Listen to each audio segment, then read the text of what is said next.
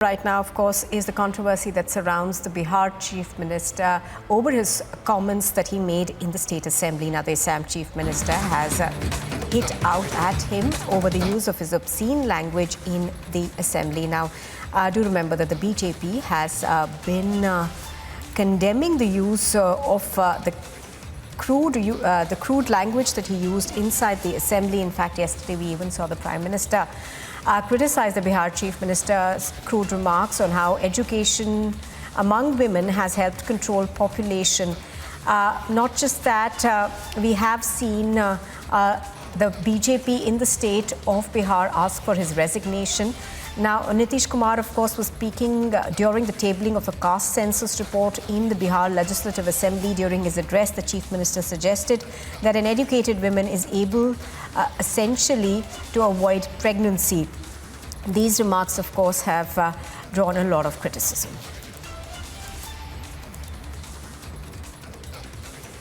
बिहार विधानसभा में माननीय मुख्यमंत्री नीतीश कुमार जी ने जो स्टेटमेंट दिया है महिलाओं को लेके, वो स्टेटमेंट बहुत ही दुखदायक है और पब्लिक प्लेटफॉर्म में ऐसा चीज़ें बोलना बहुत ही पीड़ादायक है।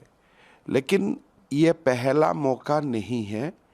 आज लगातार 1 साल का अंदर में नीतीश कुमार जी ने ऐसा स्टेटमेंट दे रहा है जिससे अगर आप देखते हैं उससे आपको लगेगा कि कहीं ना कहीं नीतीश कुमार जी ने अपना मानसिक संतुलन खो दिया है।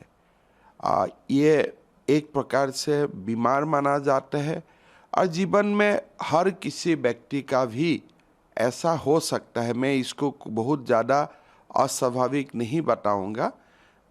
ऐसा दौर से लोग गुजरता है, कभी कभी मेंटल ब्रेकडाउन हो जाता है, ट्रीटमेंट का ज़रूरत होता है, रेस्ट का ज़रूरत होता है।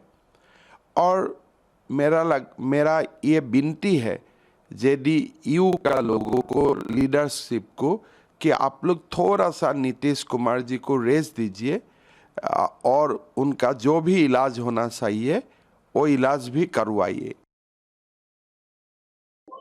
संविधान को मर्यादित रूप में प्रस्तुत करने की जिम्मेदारी हर राजनीतिक पक्ष के नेता की है।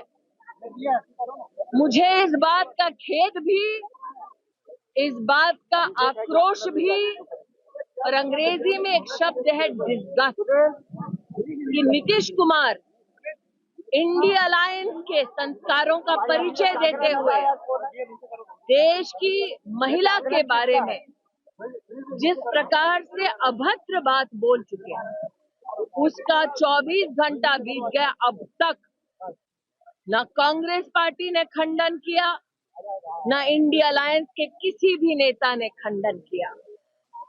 क्यों बार बार महिला के चरित्र, महिला की जीवन शैली और महिला संबंधी ऐसी घटिया बातें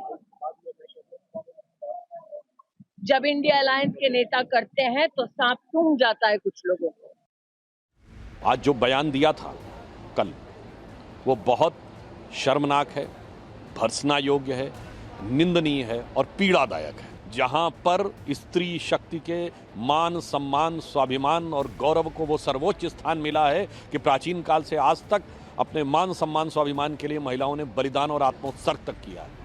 और उस धरती पे खड़े होकर हमें पीड़ा होती है कि इस तरह का बयान देने के बाद अभी तक प्रियंका गांधी जी और सोनिया गांधी जी मुंह में दही जमा कर बैठी हुई हैं। I do not know exactly what he said on the floor of the House, in what context he has made the statement. Now I am given to understand he has apologized, expressed regret if his statement has hurt the women, the feelings of women. So that should be the end of the whole issue. वो एक प्रदेश के मुख्यमंत्री हैं, वजीर आला हैं, और वहाँ पर वो इस तरीके से, जिस तरीके से उन्होंने कहा है, बिल्कुल ही एक वल्गर किस्म की लैंग्वेज थी। भाई कम से कम आप इस बात का तो लिहाज रखिए कि आप कहाँ पर खड़े होकर बोल रहे हैं। वो बिहार की विधानसभा है, वो कोई सिनेमा थिएटर नहीं है कि लोग वहाँ पर कोई पिक्चर देखने आ रहे जिसमें सर्टिफिकेट अडल्ट दिया गया है। हर आदमी जानता है, अपने बाल बच्चा का शादी ब्याह करता है तो अपने बाल बच्चा का शादी ब्याह करता है तो अपने वंश को बढ़ाने के लिए न करता है। तो मुख्यमंत्री जी ने कहा कि इसमें कोई विवाद है, जिसको कुछ नहीं मिलता है उसको यही सब विवाद नजर आता है। ऐसा बात नहीं कोई कर गया, गलती से कर गया, इसके लिए माफी मांग रहे हैं। सदन चलने देना चाहिए, सदन चलने देना चाहिए, माफी मांग रहे हैं। बाद में पछतावा है कि कैसे गलती से। तो ये तो भाजपा वाले बात का बतंगड़ बना रहे हैं। तो और लोगों को काम है, विपक्ष से दे रहा है उसका काम है।